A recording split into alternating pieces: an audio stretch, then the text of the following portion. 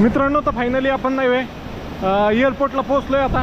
तर हे पाहू शकताय, एकदम सुंदर असं मुंबईचं एअरपोर्ट आहे.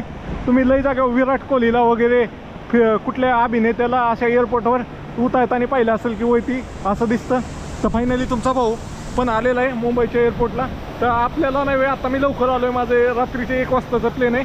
तर मी पोचलो इथं 6:30 वाजता, 6:30 नाही 6:45 वाजता पोचलो आहे, अंधार पडायच्या अगोदर थोडं.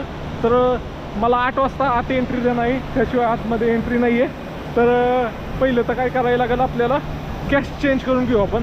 जी आपली करन्सी आहे ती थायलंडच्या करन्सीमध्ये करून घेऊ. काही थायलंडच्या करन्सीमध्ये बातमध्ये कन्वर्ट करू, आणि काही आपल्या डॉलरमध्ये US, आणि काही आपले इंडियनच ठेवू. अशा प्रकारे आहे. तर किती पैसे आणलेत काय आणलेत ते नंतर तुम्हाला पुढच्या व्हिडिओमध्ये सांगतो. इथल्या माणसाला आपली भाषा कळते त्यामुळे इथं नाही सांगत. अशा प्रकारे आहे. एकदम सुंदर असं एअरपोर्ट आहे, तुम्हाला दिसतच असेल माझ्या पाठीमागे. तर आपल्याला 7 नंबरला जायचं आहे, तिथं करन्सी एक्सचेंज होती. अशा प्रकारचं आहे प्रत्येक ठिकाणी आहे. इथं लिहिलेलं आहे कुठल्या कुठल्या देशाला कुठलं जाते एअरलाईन्स. लई लोड झाला असं मला वाटते. मला नाही गाडी फिरायची सवय, मी कधी असं फिरत नाही चालत बॅग वगैरे घेऊन. तर आता लोड झालं का वाटतं. हे पाहू शकता, एकदम मस्त असं बनवलेलं आहे एअरपोर्टला पण. काय लोक आहे मित्रांनो. तर फायनली चाललो आहे आता करन्सी एक्सचेंज करायला. पाहूया आता काय रेट भेटतोय आपल्याला.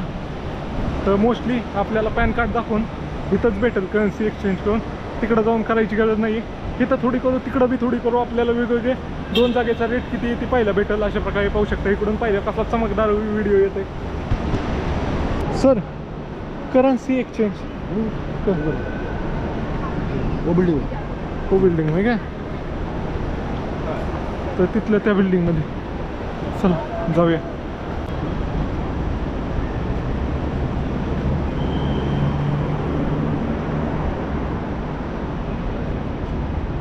बात